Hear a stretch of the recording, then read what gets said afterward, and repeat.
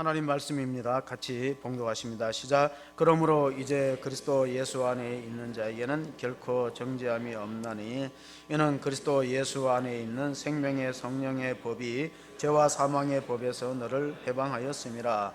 율법이 육신으로 말미암아 연약하여 할 수 없는 그것을 하나님은 하시나니 곧 죄로 말미암아 자기 아들을 죄 있는 육신의 모양으로 보내어 육신의 죄를 정하사 육신을 따르지 않고 그 영을 따라 행하는 우리에게 율법의 요구가 이루어지게 하려 하심이니라. 육신을 따르는 자는 육신의 일을, 영을 따르는 자는 영의 일을 생각하나니 육신의 생각은 사망이요 영의 생각은 생명과 평안이니라. 아멘. 우리나라 대학생들이 뽑은 닮고 싶은 최고 경영자 CEO의 함영준 오투기 회장이 뽑힌 적이 있습니다. 이 회사는 비정규직이 없는 회사로 알려졌고 심지어는 마트에서 시식 코너에 일하는 직원들도 정규직으로 채용했습니다. 또 승계 과정에서 세금을 성실하게 납부한 기업이고 성경의 가르침대로 오른손이 하는 거 왼손이 모르게 하라고 전성 심장병 어린이를 도왔고 또 장학재단을 설립해서 다음 세대에 대한민국에 더 나은 미래를 지원했다. 그리고 가장 중요한 것은 10년 동안 라면 값을 안 올렸다. 제가 오뚜기 진라면 선전하러 나온 건 아닙니다. 왜냐하면 그 똑같은 이름의 한 사람을 더 소개하기 위해서요. 이 함영준 오뚜기 식품을 우리는 또 그 가뚜기라는 말을 쓰더라고요. 가뚜기. 젊은 사람들. 그러니까 신적 기업이다. 하나님이 기뻐하는 착한 기업이라는 뜻인데 그 함영준 씨와 똑같은 이름을 가진 분이 있어요. 그분이 쓴 책이 나의 심장 코리아를 벅차게 나의 심장은 코리아로 벅차오른다. 우리의 더 나은 미래를 지향하고 한국인의 재발견이라는, 이분은 대학 교수고 또 저널리스트 언론인인데 오래전에 쓴 책인데 여기 좀 소개하고 싶은 내용이 있습니다. 첫문에 보면은 한국인으로 태어난 자랑스러운 10가지 이유가 있습니다. 여러분, 한국인으로 태어난 어떤 자부심이 있습니까? 이 함영준 씨의 글에 의하면 한국인으로 태어난 10가지 자랑 가운데 첫째가 중국 옆에서 살아남은 유일한 나라는 대한민국입니다.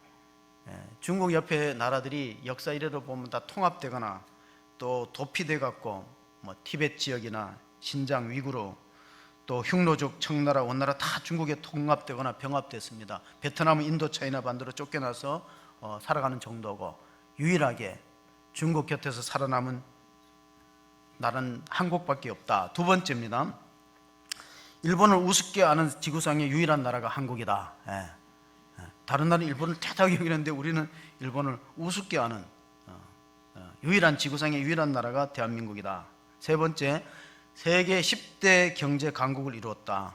우리가 6.25 전쟁 직후에 60달러였어요. 국민소득 GNP. 지금 3만 달러인데 GNP 3만 달러가 인구 5천만이 넘는 나라는 세계에서 7번째, 3050 클럽에 가입한 유일한 나라가 7번째 대한민국입니다. 8번째가 아직 안 나왔어요.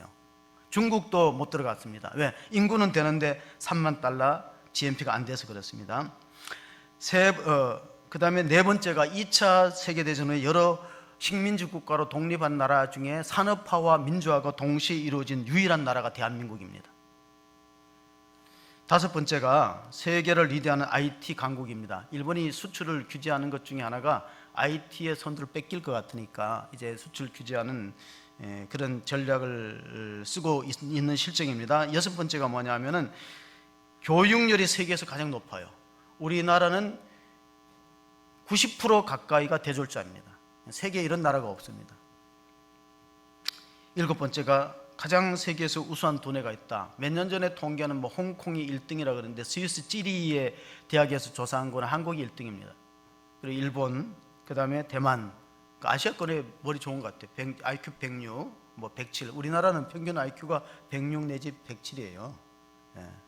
혹시 안 되시는 분이 있나요? 그럼 평균 IQ를 까먹고 있는 거예요. 제가 얼마냐고 묻지는 마세요.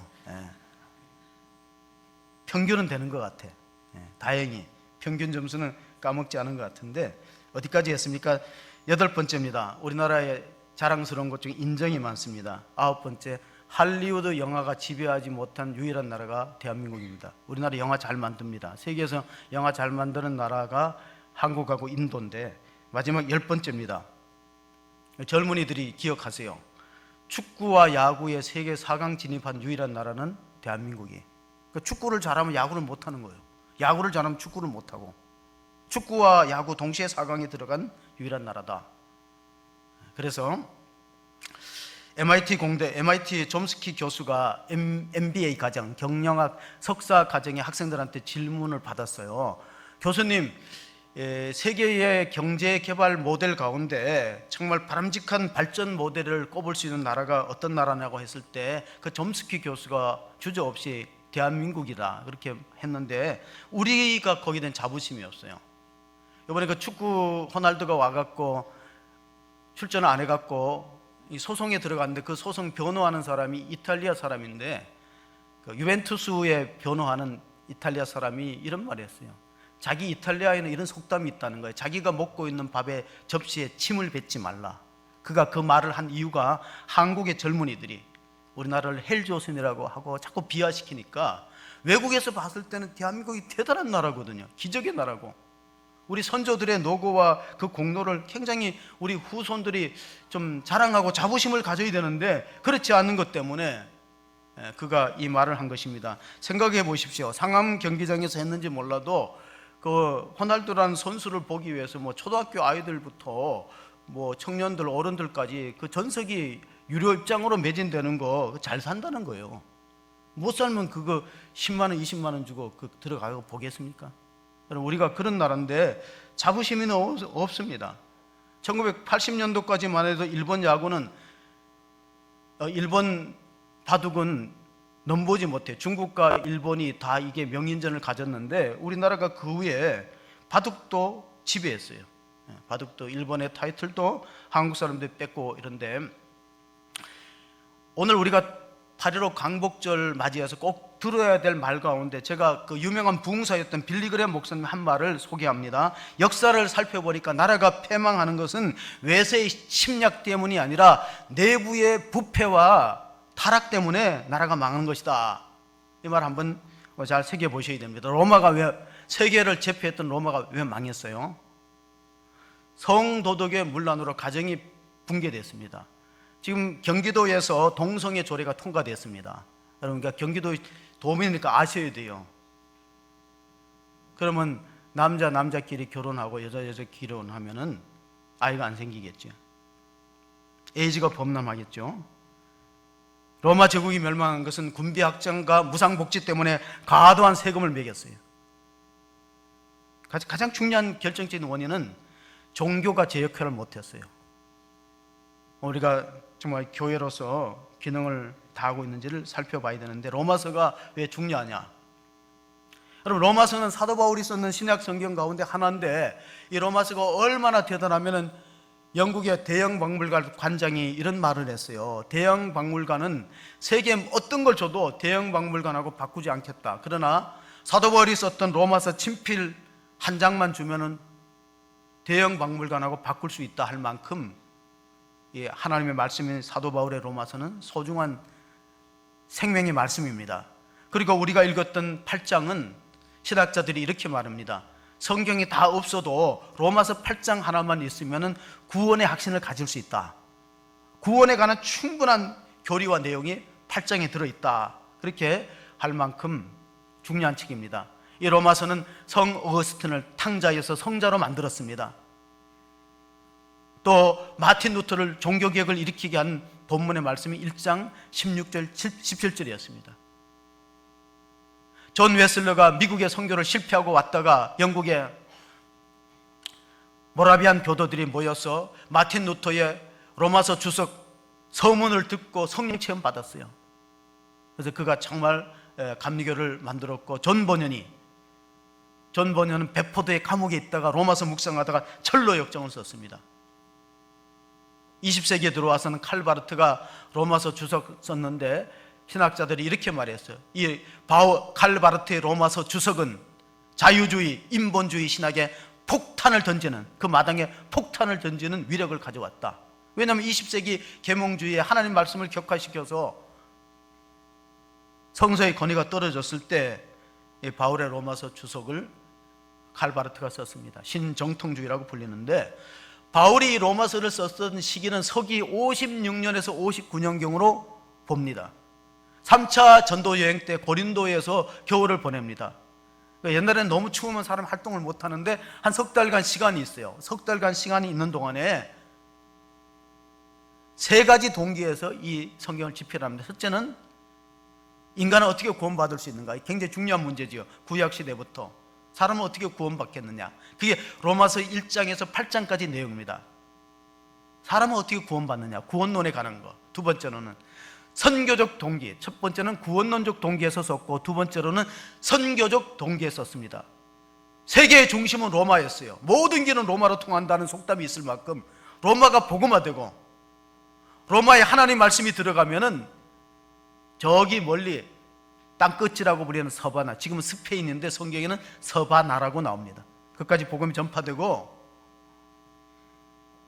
그런 선교의 비전을 품고 이 로마서를 집필했습니다. 그 내용이 9장에서부터 11장입니다. 이스라엘에서 시작됐던, 예루살렘에서 시작됐던 초대교회 복음이 어떻게 서쪽을 돌아서 유럽을 돌아서 또 미주 대륙을 돌아서 아시아 지구로 들어와서 이 세계 선교의 원대한 비전을 갖고 이 성경을 썼습니다. 세 번째가 뭐냐? 세 번째 중요한 건 뭐냐면은 구원받은 자는 어떻게 살아야 되느냐? 그게 12장부터 나옵니다. 그러므로라는 접속사를 통해서 구원받은 자의 삶은 구원받기 이전에 이방인과 달라야지요. 똑같으면은 그 구원받은 증거가 어디 있습니까? 그러니까 구원에 관하여 선교적 동기, 구원받은 사람의 삶이 어떠할 것이냐, 이 중요한 지침이 12장에서부터 16장으로 끝나게 되어 있습니다. 사랑하는 성도 여러분, 오늘 우리가 강복절이 하나님의 은혜라는 사실을 다시 한번 상기되어야 될 것은, 우리 선조들이 열심히 독립운동을 했어요.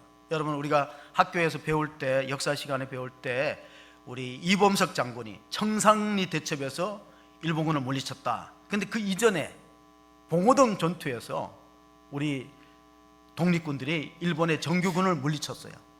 그런 역사적인 그런 게 있지만, 결국은 우리에게 해방은 2차 세계대전의 연합군의 승리로 끝나서 주어진 겁니다. 그리고 우리가 잊어서는 안 되는 것이, 상해 임시정부에서도 독립운동을 하고 또 우리 국민들이 피땀 흘려서 일제와 싸웠지만, 결국은 일본이 결정적인 패인이 그들이 진주만을 기습했어요. 캘리포니아만한 땅덩어리를 가지고 있는 일본이 과욕을 불어서 진주만을 피습하고, 그때 국력의 차이가 10배가 넘습니다. 근데 왜 그렇게 했는지 몰라요.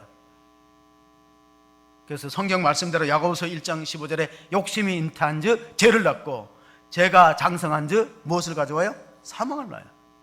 그러니까 일본이 히로시마 나가사키에 8월 6일 날은 히로시마, 그리고 그 다음에는 나가사키에 원자폭탄을 맞고 항복하고 우리가 해방이라는 선물을 얻었습니다. 영적으로 보면 예수님의 십자가 죽으심으로 우리가 죄와 사망의 법에서 해방되고, 우리가 일본의 식민지의 압제에서 벗어났듯이 성경은 우리가 죄와 사망의 법에 매여 있는데 예수님으로 말미암아 해방을 얻었다. 그게 오늘 본문의 내용입니다. 1절 2절을 한번 같이 읽어보겠습니다. 1절 2절 같이 읽습니다. 그러므로 이제 그리스도 예수 안에 있는 자에게는 결코 정죄함이 없나니, 이는 그리스도 예수 안에 있는 생명의 성령의 법이 죄와 사망의 법에서 너를 해방하였음이라. 아멘.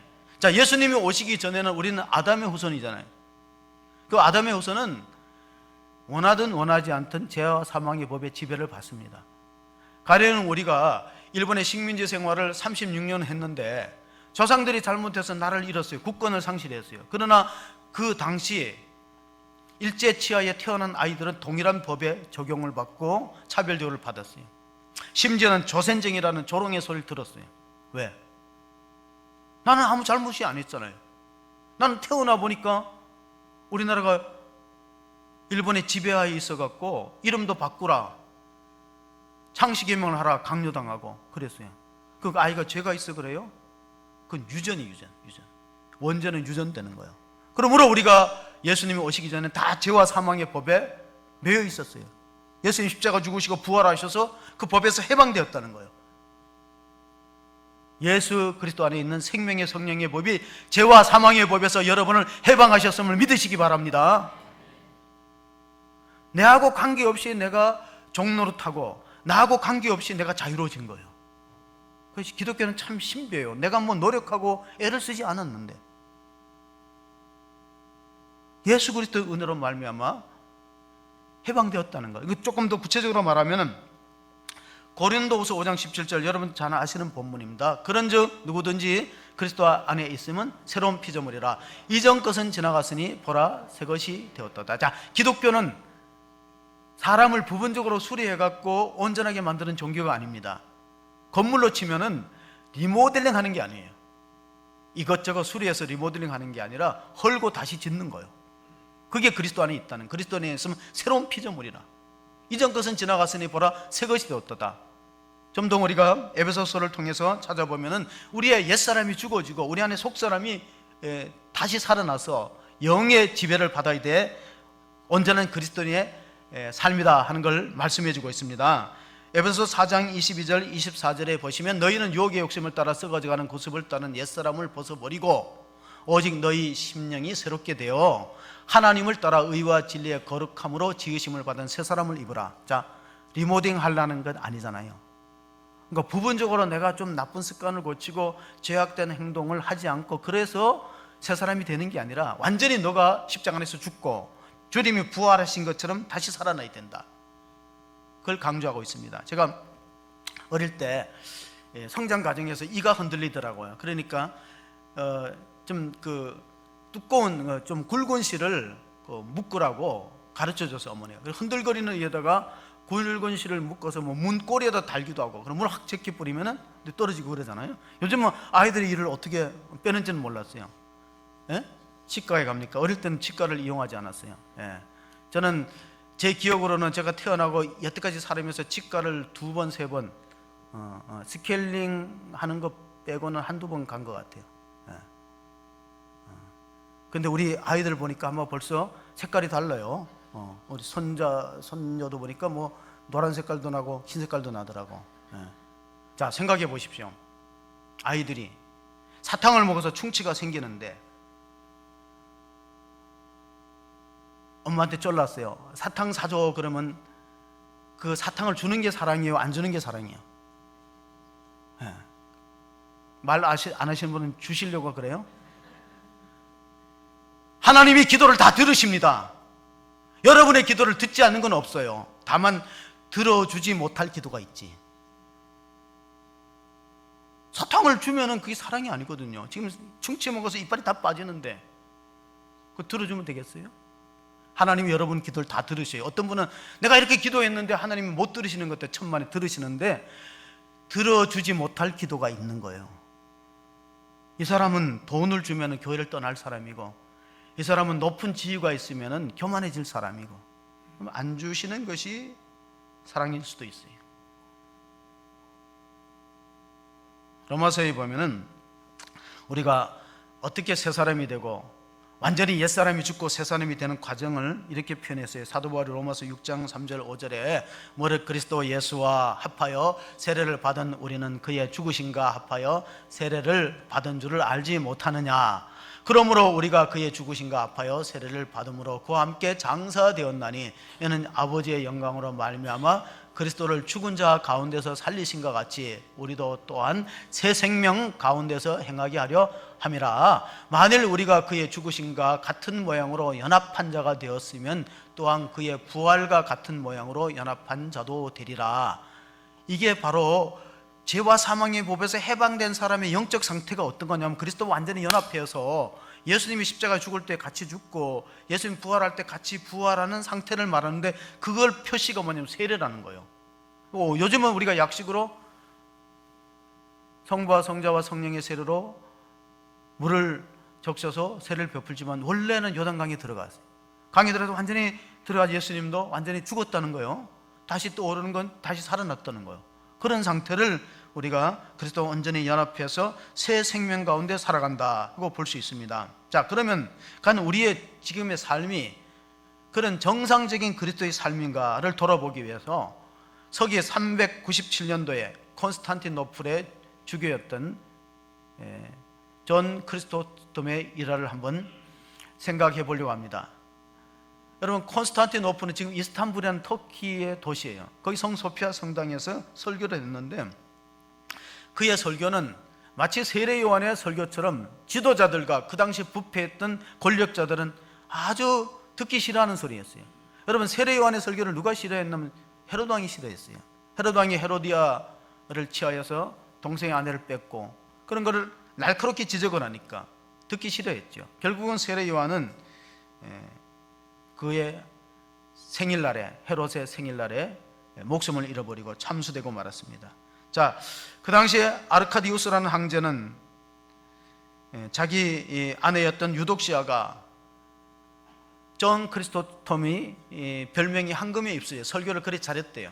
그 당시에 지도층의 부패를 공격하고 날카롭게 지적하니까 듣기 싫어해갖고 자기 신하인 유트로피우스를 불러갖고 말합니다. 저 설교자를 감옥에 갖다 가두라 그랬어요. 그랬더니 그 신하가 그는 그리스도인이십니다. 그러니까 황제가 그리스도인은 별난 놈이냐, 갖다 감옥에 갖다 집어넣어 그랬어요. 그러니까 그리스도인들은 감옥에 집어넣으면은 혼자서 찬송하고 기도하고 성경 말씀 묵상하고 절대로 싫어하지 않는다는 거예요. 그러면 흉악범이 있는, 살인 죄수들이 있는, 강력범이 있는데도 거기다가 집어넣어 그랬더니 황제폐하, 그건 더 모르시는 말씀이라고. 그들이 그 속에 들어가면은 전도할 좋은 기회가 왔다고. 그 흉악한 살인 강도도 시간이 지나면은 아주 얌전해지고 예수님을 믿고 아주 삶이 달라지기 때문에 그 감옥 전체가 예수 믿는 사람은 바뀔 수도 있는데 거기다 집어넣으면 되겠냐고. 그럼 황제가 가만히 생각해도 그럼 죽이면 될 게 아니냐 그랬어요. 죽이면 되잖냐. 세례 요한을 죽인 것처럼 데려다가 죽이라 그랬어요. 그랬더니 아니, 그것은 그 존 크리스토톰의 일생의 소원이다. 여러분, 주 3세기 4세기의 성도들은 가장 강력한 소원이 순교의 영광이에요. 내가 복음을 전하다가 신앙 때문에 목숨을 버리는, 하늘에 상급과 멸류관이 있는데 왕이 그 사람이 가장 좋아하는 일생의 소원을 성취시켜주는 결과밖에 안 된다 그러니까 황제가 그럼 어떻게 하란 말이야. 이래도 안 되고 저래도 안 되고 귀양살이를 보내라. 그래서 귀양살이를 가다가 존 크리스토톰은 너무 지쳐있고 고문당하고 결국은 길가의 작은 교회에 가서 성찬을 받고 마지막 모든 것은 하나님께 영광을 돌리라 아멘 하고 소천했습니다. 사랑하는 성도 여러분, 우리가 신앙생활을 한다는 것이 과연 어떤 목적을 갖고 있는가? 초대 교인들은 세상 사람들에게 어떻게 비춰 있는가? 우리는 세상 사람들이 우리를 조롱합니다. 예수쟁이라고 조롱합니다. 그러나 성경에 보면은 그리스도인이라는 말을 처음 들었던 게 이방 지역인 안디옥입니다. 그 안디옥에 바울이 가서 바나바와 같이 이방 선교를 했는데 사도행전 11장에 나오는 내용입니다. 11장 24절부터 보시면은 바나바는 착한 사람이요 성령과 믿음이 충만한 사람이라 이에 큰 무리가 죽게 더하여 지더라. 바나바가 사울을 찾으러 다소에 가서 만남에 안디옥에 데리고 와서 둘이 교회를 1년간 모여 있어 큰 무리를 가르쳤고 제자들이 안디옥에서 비로소 그리스도인이라 일컬음을 받게 되었더라. 여기서 그리스도인이라는 말은 영어로 쓰면 크리스천인데 소유격입니다.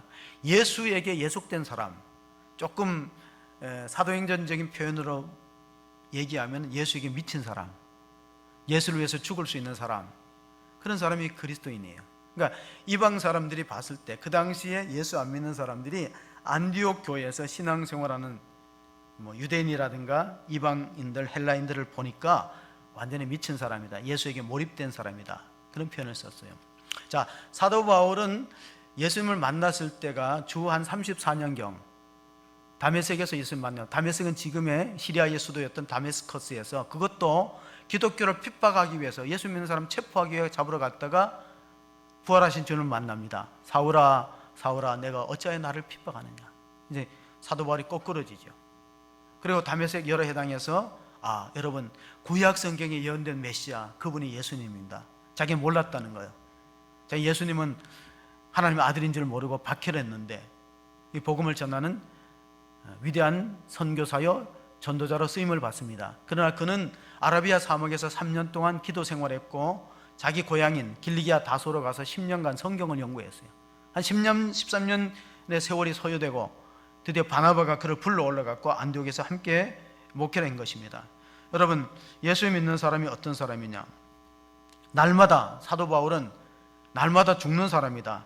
마틴 루터는 조금 전에 우리가 세례가 뭐냐? 예수님과 함께 죽는 거고 예수님과 함께 부활하는 것을 회중 앞에서 고백하면서 나는 예수와 함께 죽었습니다. 나는 이제 앞으로 예수로 살겠습니다. 내 인생은 내 주인이 바뀌어서 예수님이 내 인생의 주인입니다. 고백이 세례인데 그 세례 받았다고 그 고백대로 살아갈 수 없기 때문에 바울은 날마다 죽는다. 그리고 마틴 루터는 데일리 바티즘이 세례인데 매일 세례. 나는 매일 세례를 받아야 된다. 고린도전서 15장 31절의 말씀을 보시겠습니다. 형제들아, 내가 그리스도 예수 우리 주 안에서 가진 바 너희에게 대한 나의 자랑을 두고 단언하노니 나는 날마다 죽노라. 날마다 죽어서 끝나는 게 아니라 매일 십자가에 죽고 다시 살아나는 십자가 부활과 연합된 삶을 살았다는 것입니다. 예수를 잘 믿는 방법 소개해 드립니다. 찰스 셀던이라는 분이 오래전에 예수라면 어떻게 하실까 하는 베스트셀러를 쳤어요. 원래 제목은 In His Step, 그의 걸음으로. 자, 여러분 현재 갖고 있는 여러 가지 문제점과 어려움과 기도 제목이 있을 겁니다. 이렇게 한번 스스로 질문해 보세요. 예수님은 이 문제에 어떤 결정을 했을까? 예수라면 어떻게 했을까? 오늘 우리 한국 상황에서 예수님이라면 어떻게 했을까? 그것이 바로 내가 사는 것이 아니라 내가 죽고 내 안에 그리스도가 사는 삶인데, 갈라디아서 2장 20절에 말씀하는 것처럼 우리가 그렇게 살지 못하니까 열매가 없습니다. 다시 말하면은 죽어야 열매가 있는데, 요한복음 12장 24절에 한 알의 밀알이 땅에 떨어져 죽으면은 열매가 있죠. 목회자가 죽고 중직자가 죽고 성도가 죽으면 열매가 있어요. 죽지 않고는 열매가 없어요.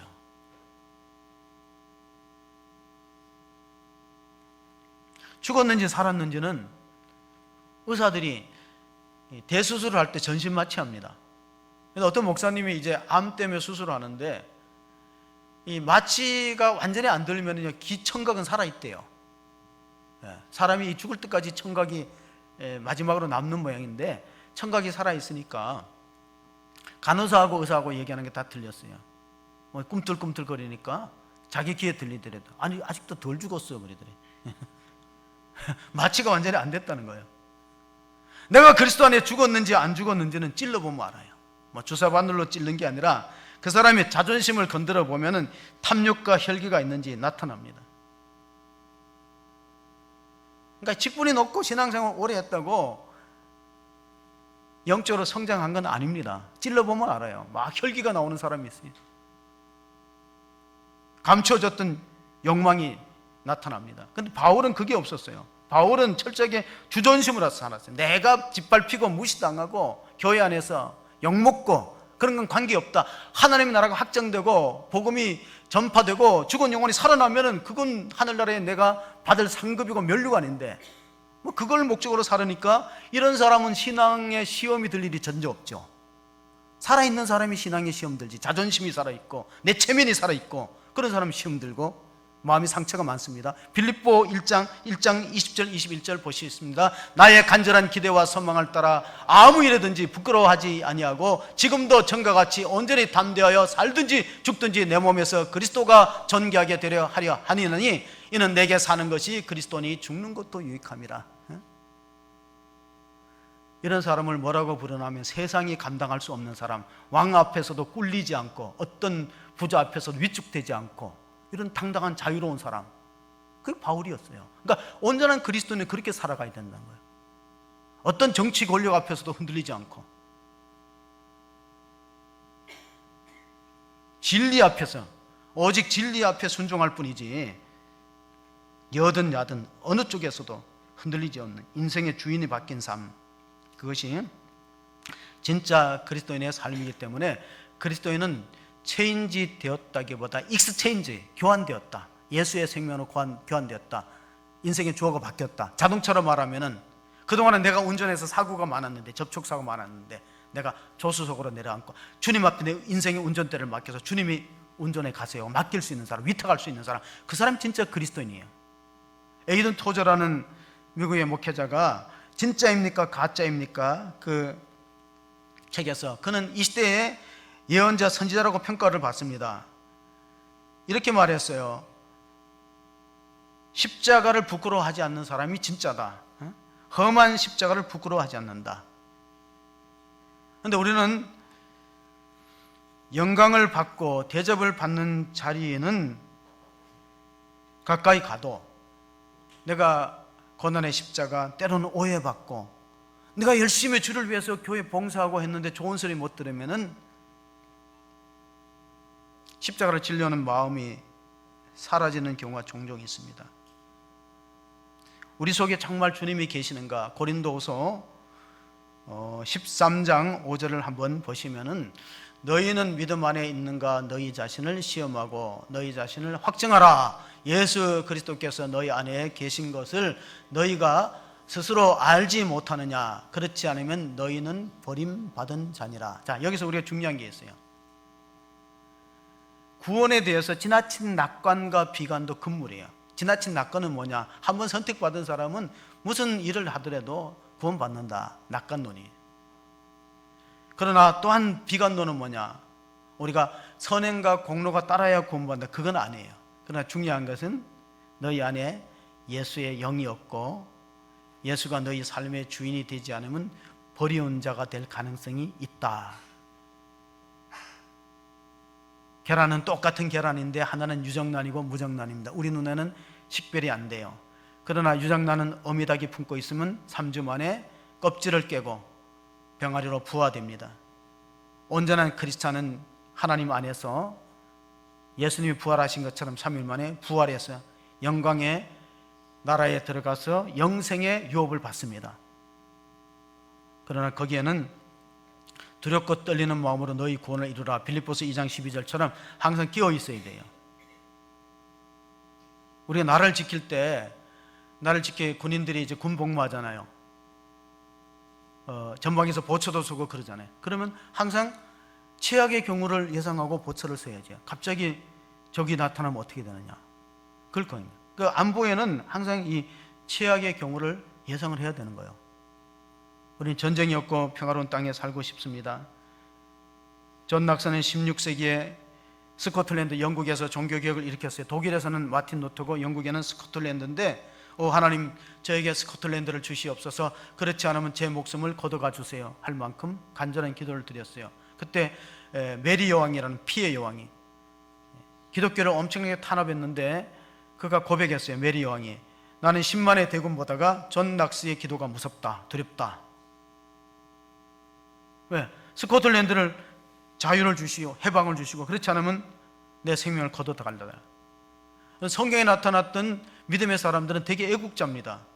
그걸 우리가 아셔야 돼요. 모세는 이스라엘 백성들이 그렇게 반역하고 속을 썩여도 하나님이 진노해서 이스라엘 백성을 멸절하려 할 때 이렇게 중보기도 했어요. 하나님, 이 백성을 용서해 주세요. 몰라서 그러는 거니까 차라리 하나님의 생명책에서 내 이름을 제해버리고 이 백성을 불쌍히 여겨달라는.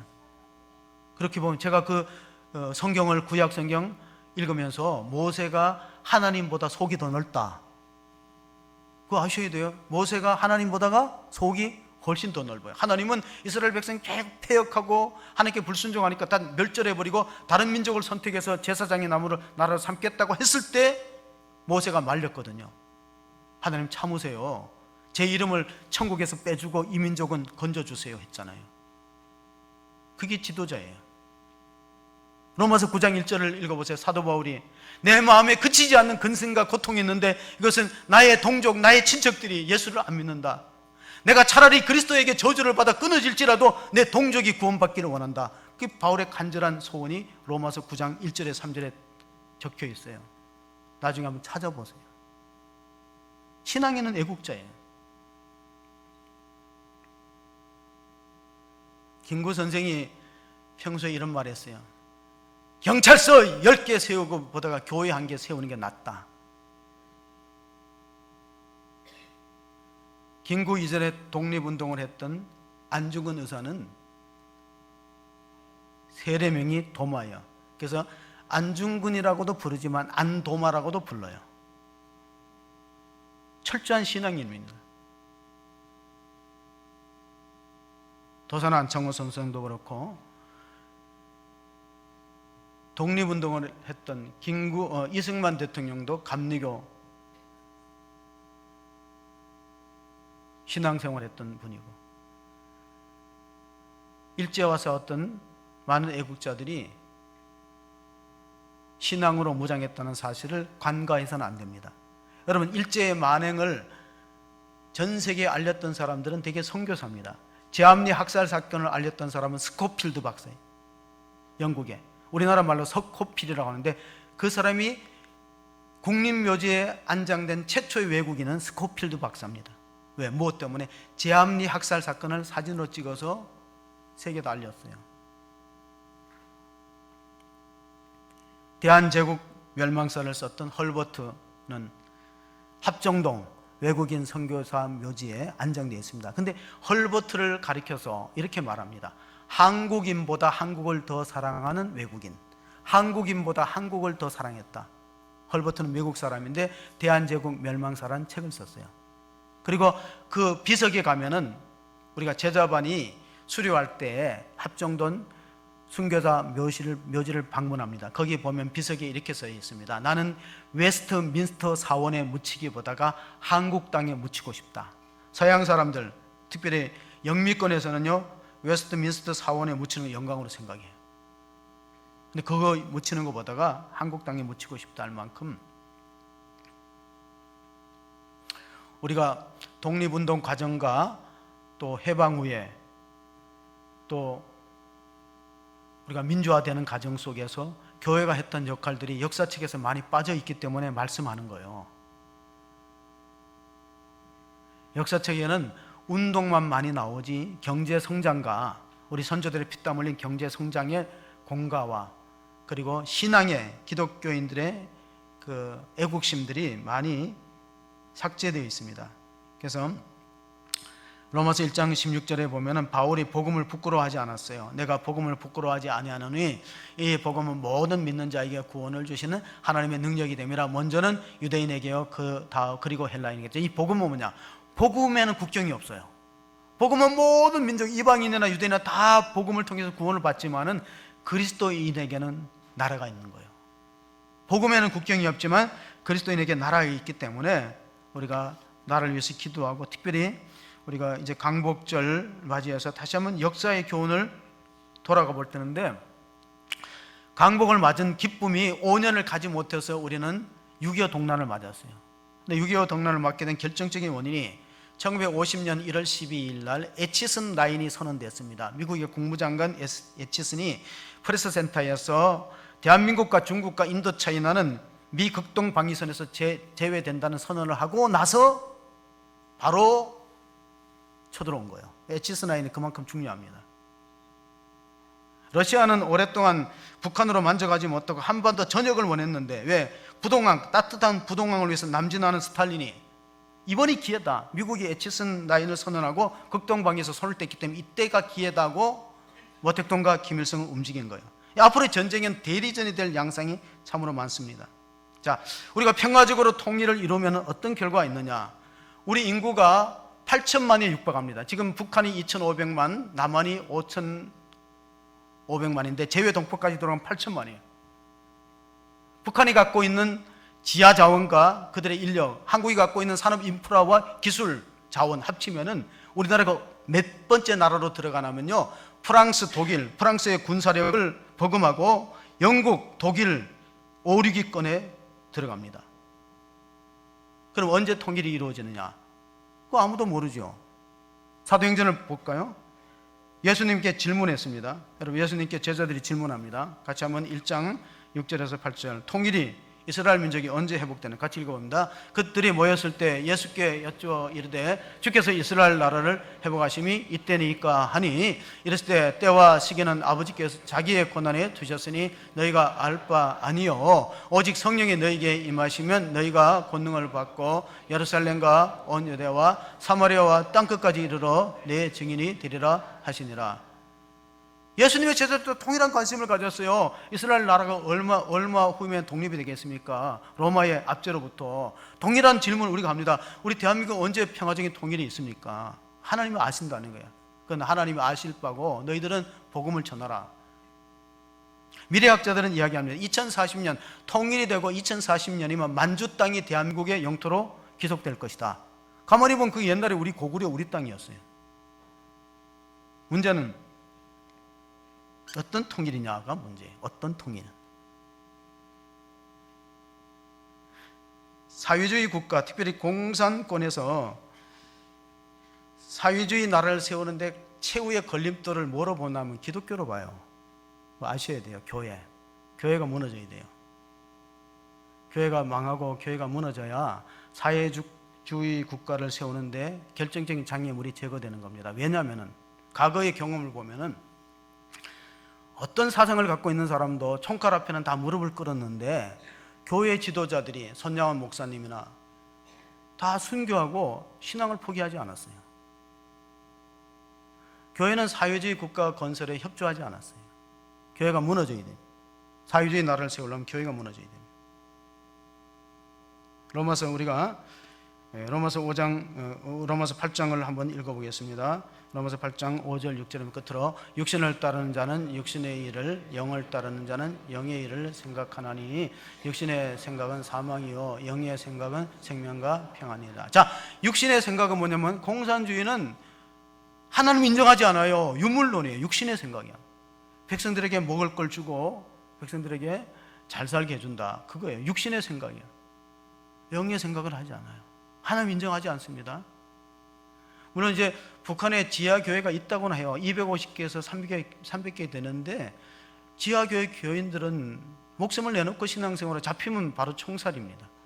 아니면 강제 수용소로 가든가. 생각이 참 중요합니다. 사상이 중요합니다. 그러나 지금 국제 정치의 질서는 옛날에는 이념 전쟁이었어요. 이데올로기. 그래서 이데올로기 때문에 전쟁도 일어나고 있어요. 근데 지금 이념 전쟁이 아니고 이익 전쟁이야. 철저하게 자국의 이익을 목적으로 해요. 그러면 생각해 보십시오. 한반도가 통일되는 걸 일본이 원할까? 일본이 원하지 않아요. 중국이 원할까? 중국은 더 원하지 않아요.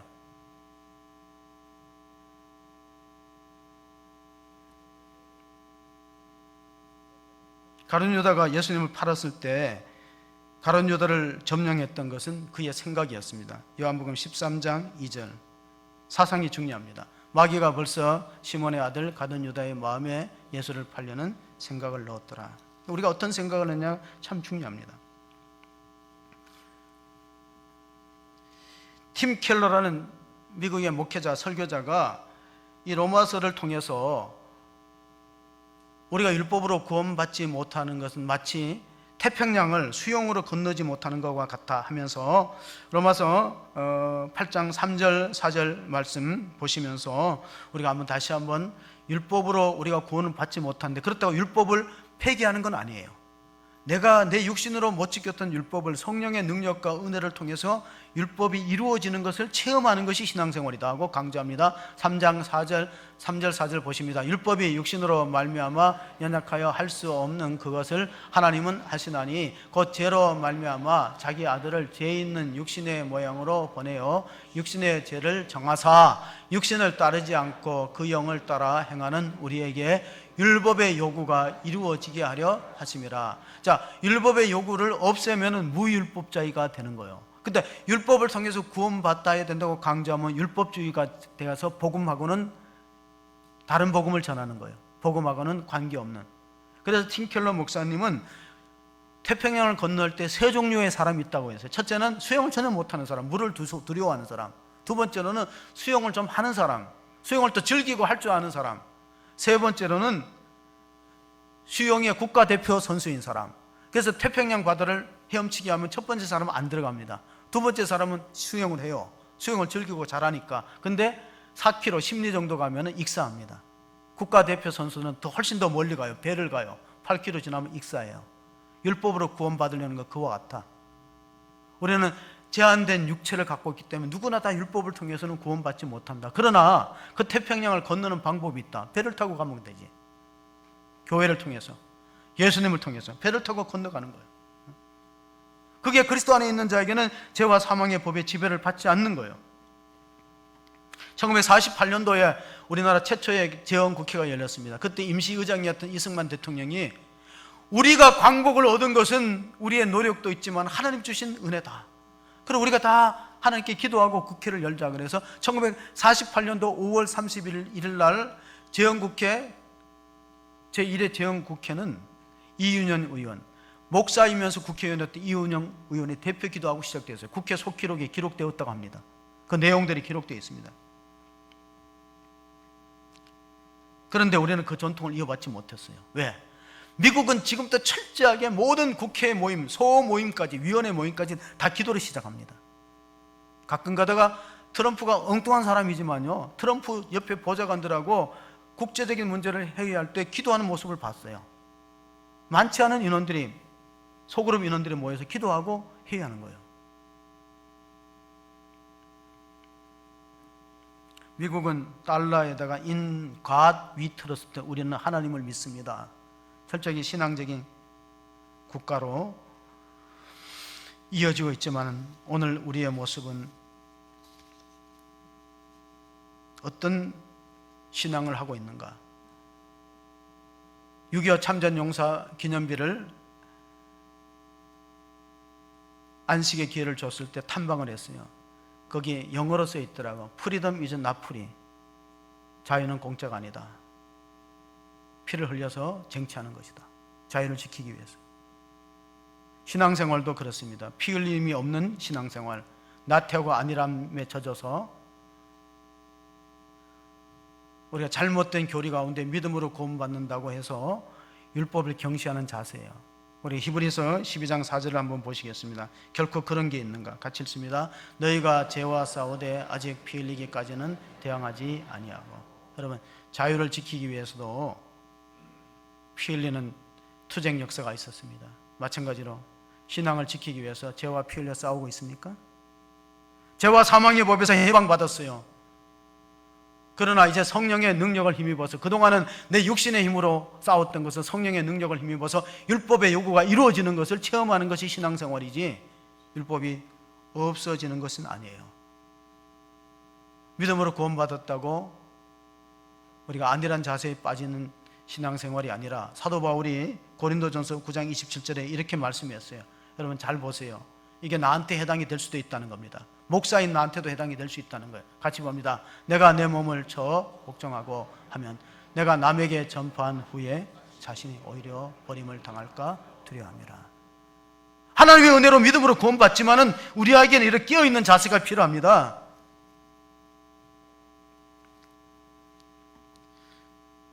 원래 들어와서 미사일을 7번 쐈대요. 최근에는 나흘 간격으로 쐈어요. 근데 왜 새벽에만 쐈느냐? 이유를 아시는 분 한번 말씀해 보실래요? 왜 새벽에 쐈느냐? 예? 대통령 잠 못 자게 하려고. 예, 그것도 있어요. 두 번째, 지도자 동지가 인민을 지키기 위해서 졸지도 않고 주무시지도 않는다는 것을 과시하기 위해서요. 새벽에 쏘는 거예요.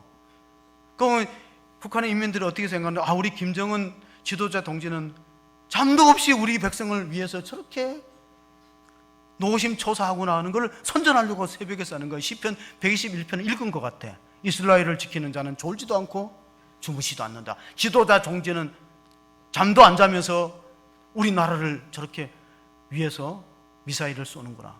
세 번째, 이건 제 해석이에요. 한국교회 성도들이요, 새벽을 깨우며 기도하라고 새벽에 쏘는 줄로 믿습니다. 아멘 소리가 많지 않네. 쏘지 말아야 돼요. 여러분, 쏘으면 안 됩니다.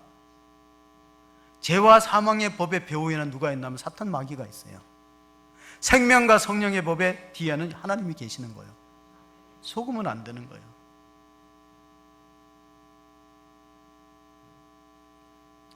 고린도전서 15장 33절 34절에 보면요, 속지 말라고 나옵니다. 속지 말라. 악한 동무들은 선한 행실을 더럽히나니 깨어 의를 행하고 죄를 짓지 말라. 하나님을 알지 못하는 자가 있기로 내가 너희를 부끄럽게 하기 위하여 말하노라. 여러분, 동무란 말은 어떤 세계에서 써요? 동무란 말 공산당에서 쓰는 거예요. 다시 33절 읽어봅시다. 같이 읽습니다. 속지 말라. 악한 동무들은 선한 행실을 더럽히나니. 교회가 최후의 보루입니다. 교회가 자유와 해방을 지키는 마지막 마지노선이에요. 제가 얘기했잖아요. 사회주의는 기독교를 용납하지 않아요. 그래 만약에 우리가 통일이 어떻게 되느냐가 중요한데, 호지명 같은 경우에는요 달라요. 김정은하고 다른 게 뭐냐, 호지명은 굉장한 애국자고, 호지명의 배낭에는 정약용이 썼던 다산이 썼던 목민심서가 있어요. 그 호지명이 한 말이 있어요.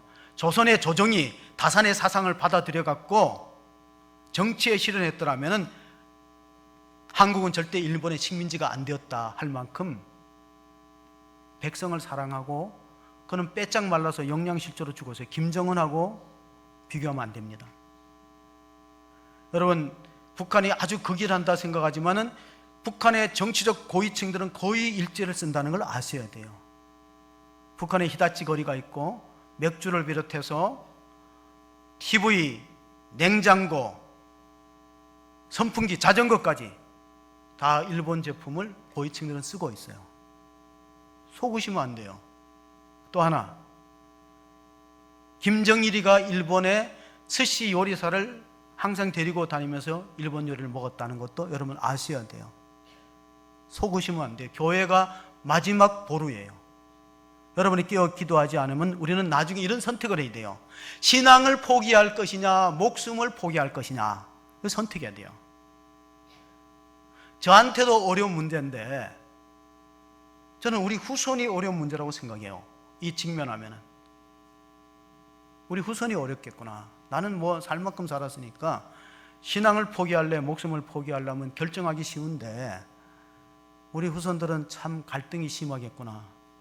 여러분 정신 차리고 깨어서 하나님이 우리에게 주시는 죄와 사망의 법에서 해방되고 우리 선조들이 지켜왔던 이 땅 평화로운 통일을 이룰 수 있도록 함께 기도하는 성도가 되시기를 주의 이름으로 축원합니다. 아멘.